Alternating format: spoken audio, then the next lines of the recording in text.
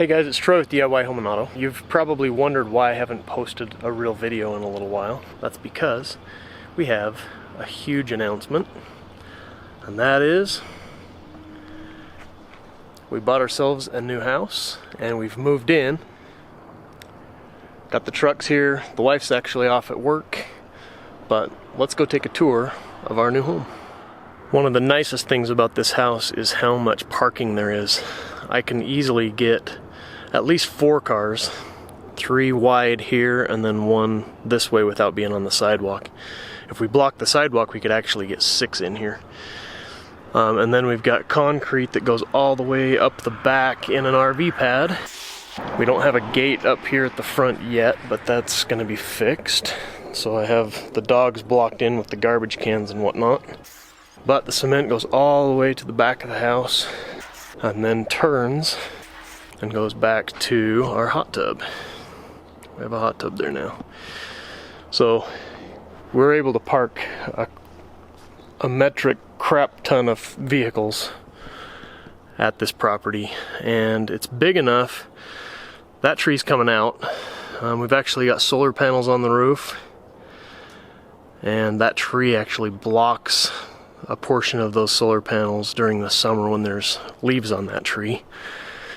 But this property is big enough that I can build me a shop back here in the back that'll come across. We'll lose access to this cement back in here, but I'm gonna put a shed right in here and maybe kick the hot tub over. It could actually go over another easily 2 feet because there's still cement here. Push that over, that'll buy us a little bit more. Put a shed in here, and then we'll only have to fence off there and a little bit here to keep the dogs back in this area back here. But this house is kind of a fixer-upper. We'll take you inside and show you what's going on the inside. I've already started tearing things apart, but let's go have a look.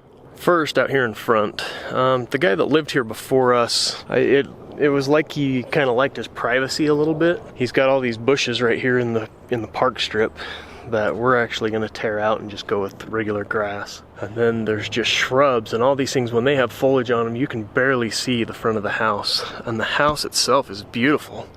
It's a beautiful home. I don't know why you'd want to hide it. But this crabapple tree is coming out. All these bushes in the parkway. I'm going to talk to that neighbor and see if he's okay with taking out the bushes that block the property line. The big green, whatever the heck that thing's called, an evergreen, something or other, that thing's coming out. It's seen better days. The snow, we got 14 inches of snow last week, and it pretty much just flattened that thing. So, but let's go inside and take a tour. All right, when you first walk in, it's currently got tile, but we're going to be taking that out as well. This is the little front room, living room, whatever you would want to call that. It's where our piano will be. There will be some seating in there. I'll put some bookshelves and whatnot in here. We're obviously still moving in. We've got empty boxes kind of strewn throughout and furniture just kind of sitting because we're on bare floors at the moment. The guy who lived here before us was a smoker. He smoked generally out in the garage, but obviously that musty smell comes in here as well. So the very first thing we did when we got keys to this house was came in and ripped the carpet and the padding out to try to get that smell down. This room is the original color walls. We are painting gray.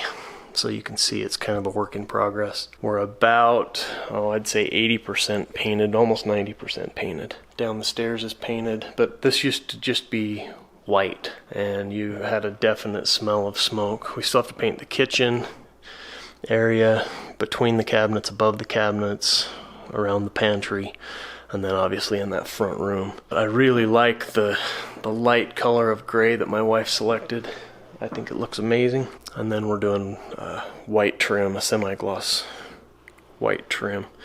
Going to replace the door and put a dog door in so that our dogs can come and go on their own without needing any assistance. Our 15-year-old daughter insisted that we put up the Christmas tree even though we're on bare floors. And we're going to be picking up the flooring to get started on that process real soon. Here in the kitchen, I've got this cabinet completely torn apart. I'll post a picture of what this looked like originally, and that picture's kind of from this angle over here. There used to be a wall across the back of that, and it poked up above the cabinet. My wife wants to put an overhang bar all the way around this. So we're going to follow the contour of the cabinets, so it'll 45 out. I don't think that's quite a 45-degree angle, but anyway, that'll angle out, and then there will be a bar that goes all the way around, so we can seat like 6 people at the bar. All of the linoleum has to come out. The linoleum used to go straight across over to this corner. Me and my son-in-law ripped out this section here where the dining room is.